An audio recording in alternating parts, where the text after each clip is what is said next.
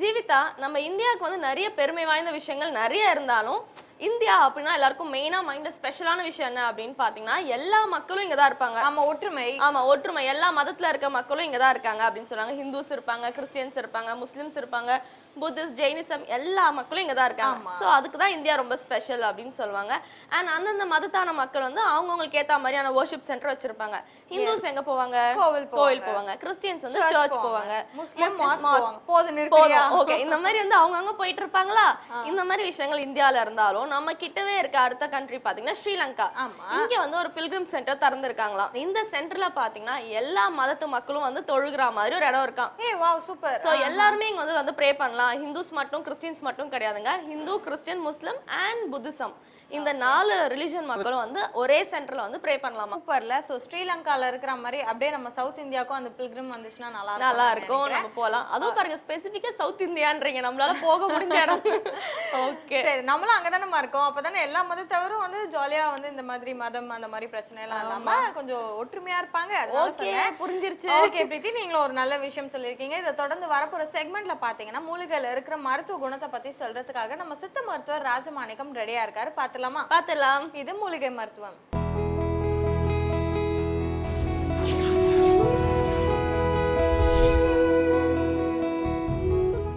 உலகெங்கும் உள்ள வேந்தர் டிவி நேயர்களுக்கு காலை வணக்கம். நம்ம இப்போ பார்க்க போகிற மூலிகை மருத்துவம் வந்து கருப்பை அடைப்புன்னு சொல்கிறாங்க. கருப்பை அடைப்பு இருந்துச்சுனாலே கரு தங்காது. கருப்பை பாதை வந்து சுருங்கி போயிருக்கும், அதனால் அடைப்பு இருக்கும். இதுக்கெல்லாம் காரணம் நீங்கள் சாப்பிட்ற சாப்பாடு சரியில்லை, கொஞ்சமாக சாப்பிட்றாங்க, அதிகமாக சாப்பிட்ணும், நல்ல சத்துள்ள உணவுகள் எடுத்துக்கிறணும், அதிகமாக வந்து வெயிலில் வந்து போய் வரணும், அதிகமாக வெயிலில் அலைஞ்சிருக்கணும். வெயிலில் அலைஞ்சாங்கன்னா எல்லாமே கர்ப்பப்பை தன்னால் வந்து விரிவடையும். அதிக குளிர்ச்சியில் இருக்க சுருங்கச்சியும், அந்த இரத்த பாதைகள் சுருங்கும். அது மட்டும் இல்லை, கருப்பை பாதைகள் சுருங்க ஆரம்பிச்சிடும். சுருங்கும்போது கருப்பை பாதை கண்டிப்பாக அடைக்க ஆரம்பிச்சிடும். சாதாரணமாக பார்த்தீங்கன்னா கிராமப்புறங்களில் அவங்க வந்து வெயிலில் தான் வேலைக்கு போவாங்க. அவங்களுக்கு பார்த்திங்கன்னா யாருக்குமே வந்து கர்ப்பப்பை அடைப்பே இருக்காது, நீர்க்கட்டியே இருக்காது. ஏன்? அவங்க அதிக அளவு வெயிலில் வேலை செய்கிறாங்க. அவங்க இன்னும் வந்து பாவாடை தாவாணி தான் போடுறாங்க. அப்போ வந்து அதிகமான அனல்கள் வந்து கால் வழியாக வந்து உடலுக்குள்ளே போய் கர்ப்பப்பை சுத்தமாகும். இன்றைக்கி பார்த்திங்கன்னா எல்லாருமே வந்து அந்த பேண்ட்டு சட்டையை போட்டுக்கிறாங்க. இது வந்து வட இந்தியாவினுடைய பழக்கம். அங்கே உள்ள குளிருக்கும் அங்கே உள்ள வெயிலுக்கும் அது வந்து சரியாக வரும். அங்கே வந்து வெயில் அடிச்சதுன்னா மூக்கில் ரத்தம் வந்துடும், குளிர் அடிச்சதுன்னா அதோடு நம்ம இதாகிடுவோம். காலையில் பார்த்திங்கன்னா 3 மணிக்கே அங்கே வந்து சூரியன் வெளியில் வந்துடும். இரவு வந்து 8:30 மணிக்கு தான் வந்து சூரியன் மறையும். அப்போ வந்து பகல் பொழுது அதிகம். அப்போ அதிக அளவு வெயில். அந்த அதிக அளவு வெயில் வந்து சாதாரணமாக இங்கே உடுத்துகிற உடையை அங்கே உடுத்த முடியாது, இங்கே சாப்பிட்ற உணவை அங்கே சாப்பிட முடியாது. அதே மாதிரி அங்கே சாப்பிட்ற உணவையும் அங்கே உடுத்துகிற உடையையும் வந்து நீங்கள் வந்து இங்கே நீங்கள் பயன்படுத்தினீங்கன்னா அது வந்து நமக்கு பயன்படாது. ஆனால் பார்க்குறதுக்கு நல்லா இருக்கும். எல்லாருக்குமே வந்து அதை சீக்கிரமாக வந்து உடுத்துறதுக்கோ எல்லாத்துக்கும் வந்து நல்லா இருக்கும், பார்த்தீங்கன்னா ஒரு இது இருக்கும். ஆனால் வந்து அந்த அளவுக்கு சரிப்படாது. ஆனால் நம்ம தமிழர் பண்பாடு, தமிழ்நாட்டில் வந்து அதிக அளவு வெப்பம் கிடையாது, அதிக அளவு குளிர் கிடையாது. தமிழ்நாட்டுக்கு வந்தவங்க யாருமே தமிழ்நாட்டை விட்டு போக மாட்டாங்க. வட இந்தியாவிலேருந்து வந்தவங்க பார்த்திங்கன்னா வட இந்தியாவுக்கு திரும்பி போக மாட்டாங்க. இங்கேயே வந்து எல்லாமே வந்து தங்க ஆரம்பிச்சிடுறாங்க. ஏன்னா இங்கே எல்லா சூழ்நிலையும் நல்லதாக இருக்கும். நல்ல வந்து வெயில் வந்து நல்ல வெயில் கிடைக்கும். அதே மாதிரி அதிக அளவு வெயில் இருக்காது, அதிக அளவு குளிர் இருக்காது, அதிக அளவு மழையும் இருக்காது. அப்போது தமிழகத்தில் வந்து ஒரு சமமான ஒரு சீரான நிலையில் இருக்கும் அந்த தட்பவெப்பம். இதனாலேயே பெண்களுக்கு வந்து நிறைய நன்மைகள் இருக்கும். இங்கே வந்து அந்த பாவாடை தாவணி போட்டால் தான் நல்லது. இங்கே வந்து நீங்கள் வந்து பேண்ட்டு சட்டை போட்டிங்கன்னா அந்த அளவுக்கு வந்து உங்களுக்கு நன்மை கிடைக்காது. ஏன்னா அது வடக்க போனால் தான், வட இந்தியாவுக்கு போனால் தான் அது நிறைய நன்மைகள் இருக்கும். இங்கே தென்னிந்தியாவில் அந்த பாவாடை தாவணிக்கு தான் நல்ல ஒரு உடல் அமைப்பு இருக்கும். அந்த கர்ப்பப்பை பாதுகாக்கப்படும். அதில் வந்து முக்கியமாக வந்து கருவேப்பிலை, கருவை காப்பாற்றக்கூடியது, கர்ப்பப்பையை காப்பாற்றக்கூடியது, அதுதான் கருவேப்பிலைன்னு சொல்லுவாங்க. அந்த கருவை வந்து தாங்கக்கூடிய இந்த வேப்பிலை தான் கருவேப்பிலை. இது நிறைய பேருக்கு தெரியாமல் எடுத்ததும் அப்படியே லேசாக தாளித்ததும் தூக்கி எடுத்து வெளியில் போட்டுறாங்க. அந்த மாதிரி பயன்படுத்தக்கூடாது. இதை எப்போ போட்டாலும் சிறுசாக அரைச்சிடணும், இல்லைன்னா பொடியாக நறுக்கி நம்ம வந்து தாளிக்கிறதுல எல்லாத்துலேயும் பயன்படுத்தணும். அதை அப்படியே சாப்பிடணும். அப்படியே சாப்பிட்டா நிறைய நன்மைகள் தரக்கூடியது.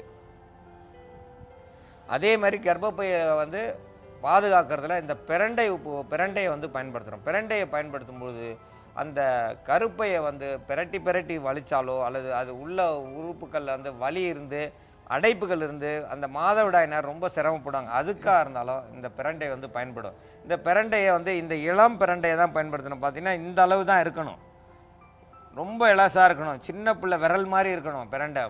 ஒடிச்சா ஒடியாமல் இருக்குன்னா அதை பயன்படுத்தவே வேணாம். அதை வச்சிருக்கிறத விட வச்சிருக்காம போட்டுட்டா அதுவாக முளைச்சி நமக்கு புதுசாக கொடுக்கும். இந்த மாதிரி இளம் பிரண்டையை தான் நம்ம பயன்படுத்தணும். இளம் பிரண்டையை பயன்படுத்தினா நல்லா வந்து நன்மையை தரக்கூடிய இதனுடைய இலைகளை பயன்படுத்தும் போது நிறைய நன்மைகள் தரும். கர்ப்பப்பையில் உள்ள அடைப்புகளை வந்து கரைக்கக்கூடியது.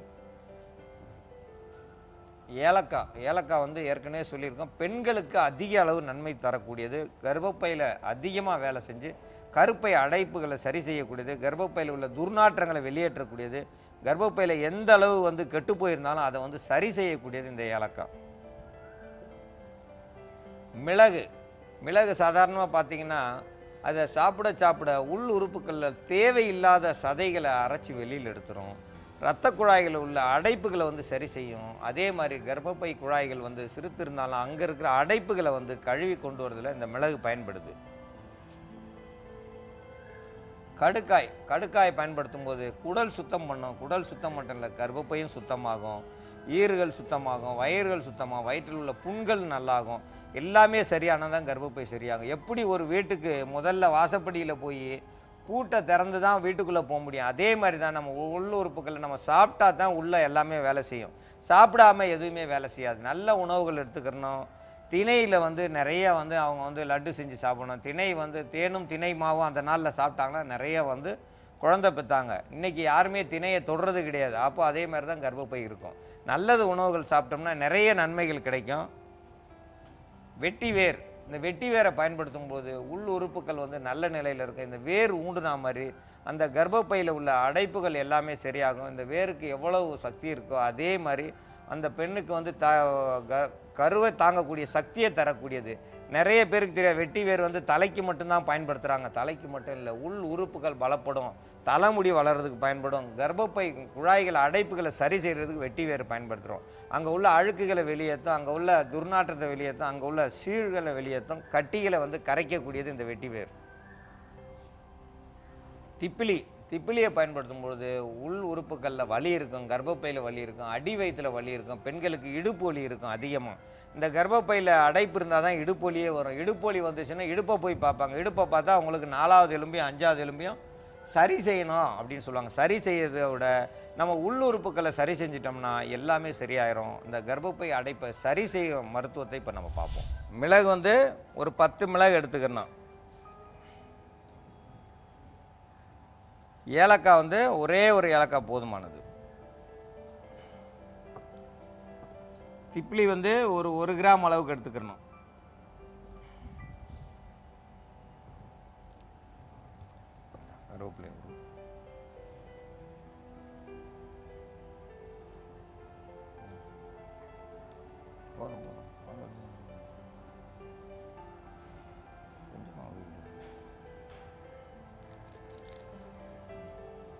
ஒரு 5 கிராம் அளவுக்கு எலசா எடுத்துக்கிறோம். நல்லா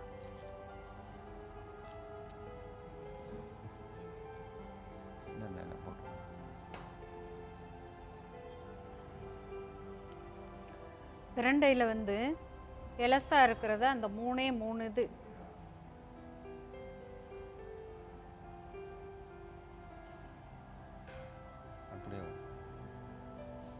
இந்த இலையும் போட்டுக்கிறலாம். இது கொழுந்தா இருக்கிறதுனால அரிக்கும் அப்படின்றலாம் ஒன்றும் பயப்பட வேண்டாம். இலசா இருக்கிறதுனால இது நல்லா இருக்கும். இலையிலையும் அதனுடைய தன்மை இருக்குது, தண்டுலையும் அதே தன்மை இருக்குது.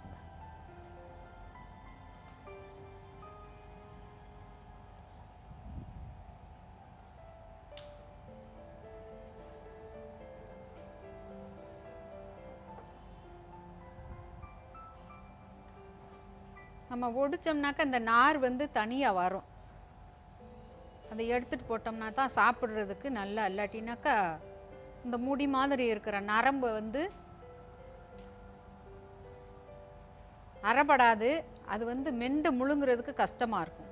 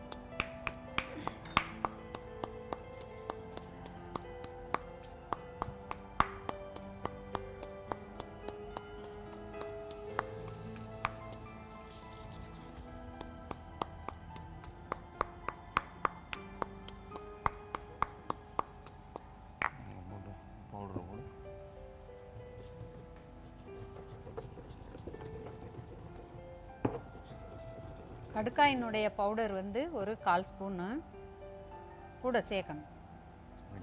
இது வந்து வெட்டி வேரினுடைய பவுடர், இது 1/4 ஸ்பூன் சேர்க்கணும்.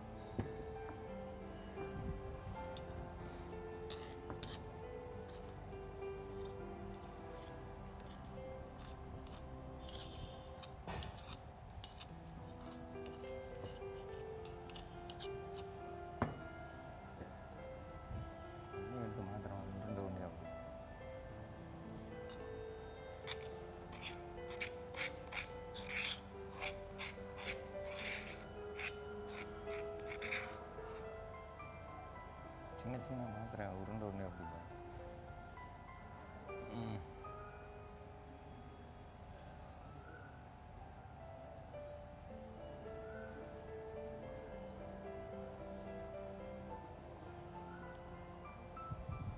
மலைப்பொடி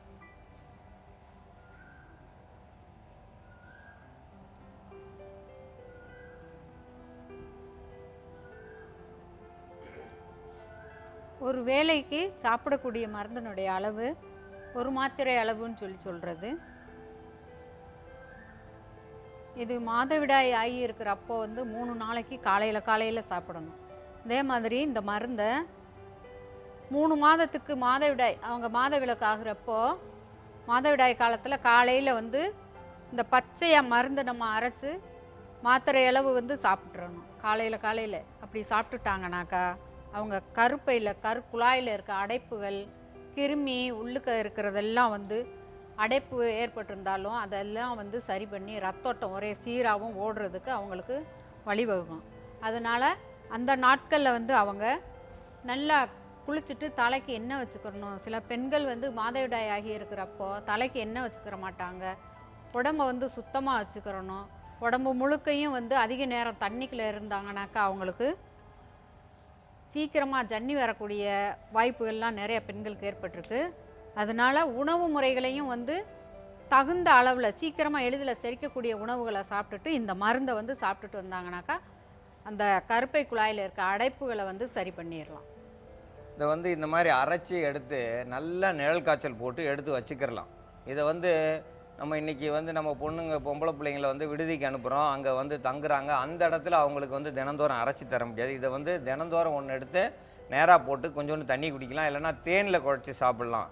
இது வந்து நிழல் காய்ச்சல் போட்டு வச்சா எவ்வளோ நாளும் கெடாது. அதை வந்து பயன்படுத்திக்கலாம். இதை வந்து நல்லா காற்று புகாத கண்ணாடி பாட்டிலில் வச்சு இதை வந்து பூட்டி வச்சுக்கிறணும். அதை பூட்டி வச்சுக்கிட்டா நல்லது.